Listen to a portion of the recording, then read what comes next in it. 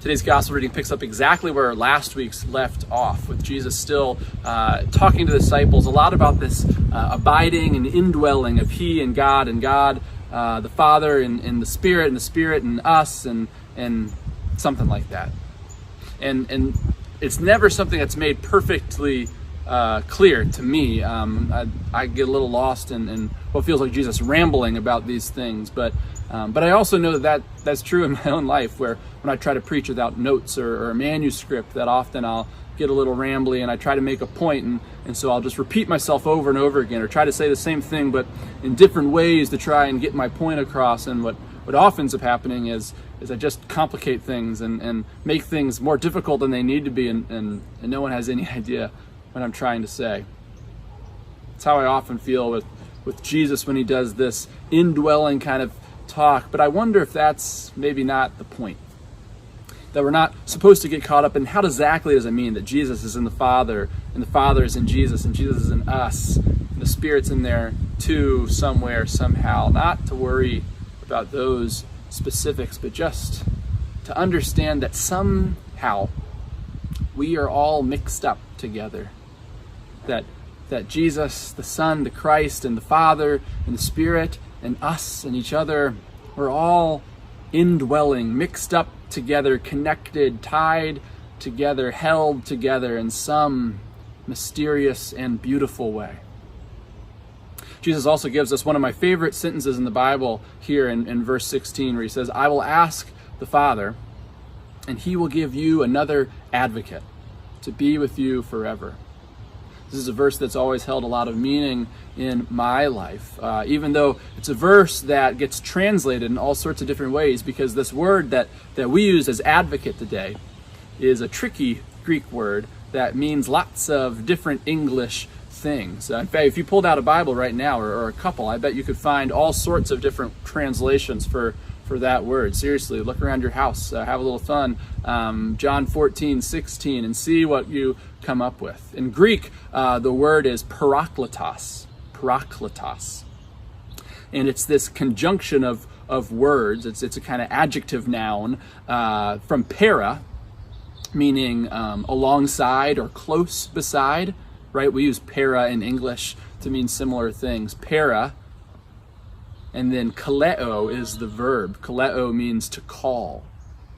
And so when we combine them in this way to get this word parakletos, we get the one who is called to be alongside, the one who is called for to be close beside, which isn't an English word, right? We're not quite sure how in English do we capture this idea of one who moves in to be so near us, to be alongside us, one that we call out for to walk with us, to be close beside us. And so in English, we get all sorts of different words that show up here. We get advocate, we get comforter, we get helper and friend, we get companion.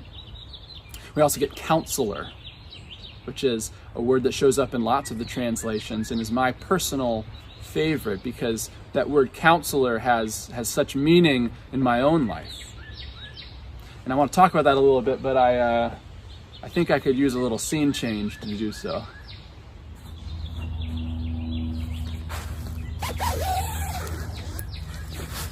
All right, now this is more like it. This word parakletos gets translated in so many ways, as I said, but one of them is counselor. And that word impacts me because, as many of you know, I grew up going to a summer camp called Lutheridge, where each time I'd go, I spent a week in a cabin with other friends and cabin buddies, guided by a counselor who was there to be the one to shepherd us along throughout the week, to share with us, to lead us, and to impact our lives. And I've had so many counselors who have done just that. I was in, I think, 3rd or 4th grade when I was in Pioneer A, and I had a counselor named Michael.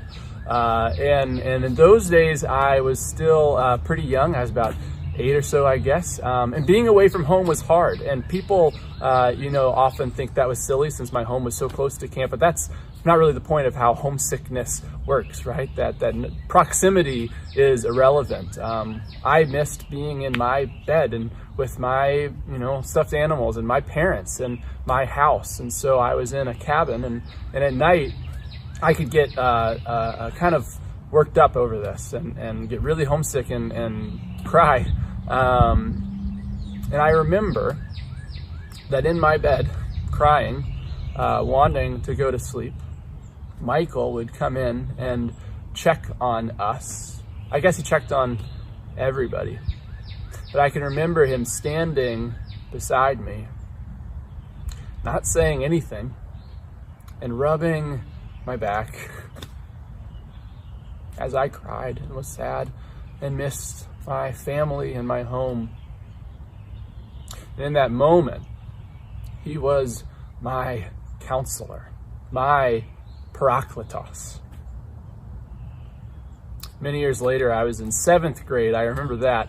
And I was at camp for confirmation camp, and I had a counselor named Chris. And in 7th grade, I thought counselors were the coolest people in the whole world. They were college aged. They had, some of them had really cool hair. Chris was bald, which I thought was cool. And they, I don't have to tell you why college kids are cool. College kids are cool.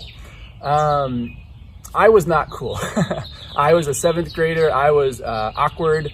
I was really eager for people to like me. And so I tried to make jokes all the time. I tried to show people how much I knew. I was a know-it-all kind of a person. I would imagine I was rather obnoxious as I look back on it. But what I remember from that week was that Chris spent so much time talking with me, getting to know me, appreciating me, giving me affirmations and telling me how good I was at different things. And it struck me that Chris seemed to genuinely think that I was pretty cool, even when I didn't think so myself. And so in this awkward middle school time of my life, when I didn't think I was cool, the person who I thought was the coolest thought I was cool. And that week, Chris was my counselor. He was the parakletos. Later, when I was in high school, I had a counselor named Zach. And I was in 9th or 10th grade. And by then, I'd kind of hit that point where I thought I was a grown-up or wanted to be treated like a grown-up. I was kind of angsty at times in some different ways, largely because I wanted to be treated like a grown-up, and couldn't see why that wasn't the case. Now I am a grown-up, and I look back and I understand perfectly fine why I wasn't treated more like a grown-up in those days. But in the moment, I didn't think that way, right? And I just wanted to be respected. I wanted people to appreciate how much I'd grown, how much I could do, how much responsibility I thought I could handle.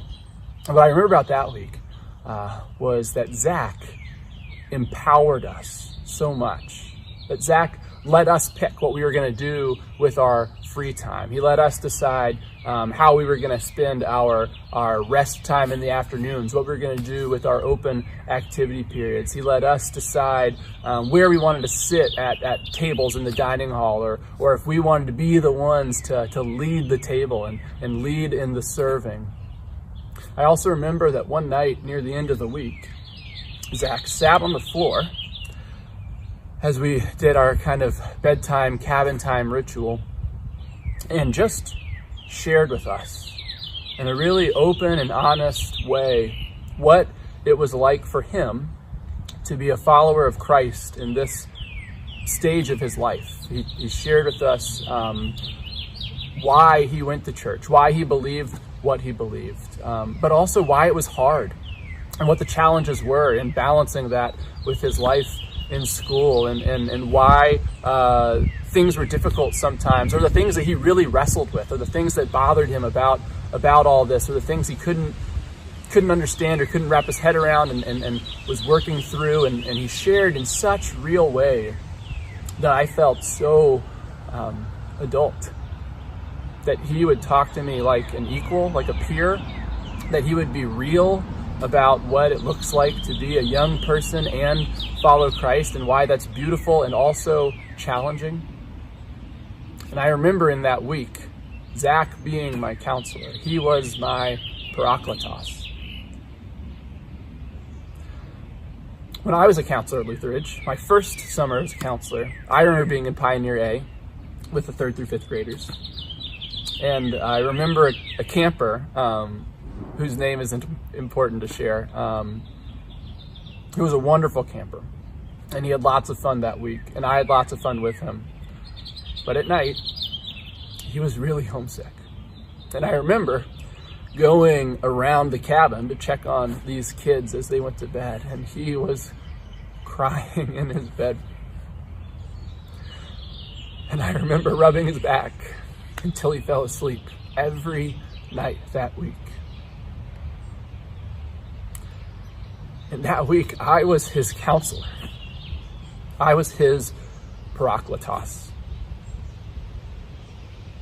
I don't know if he remembers that week as I do, or if it had an impact on him in the way that my counselors had on me, and that's not really the point. The point is that as Jesus says, Jesus promises to send this parakletos.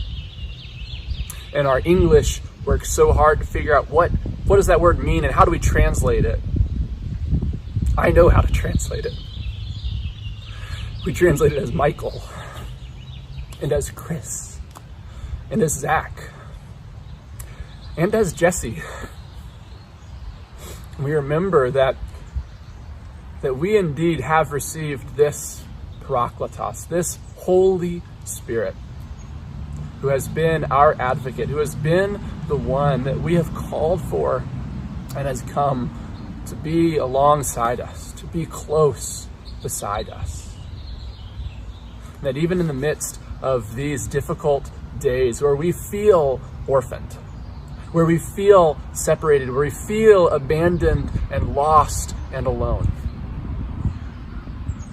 God promises that is not true. God will not leave us orphaned. There is nothing that can separate us from God's love. And God is sending and has sent God's Spirit to be close beside us.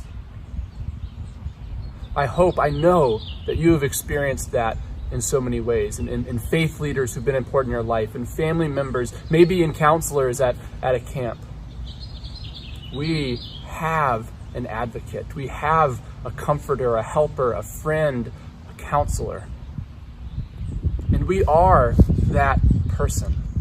The Spirit is also in us, being that advocate, being that counselor, being that parakletos for others, for one another.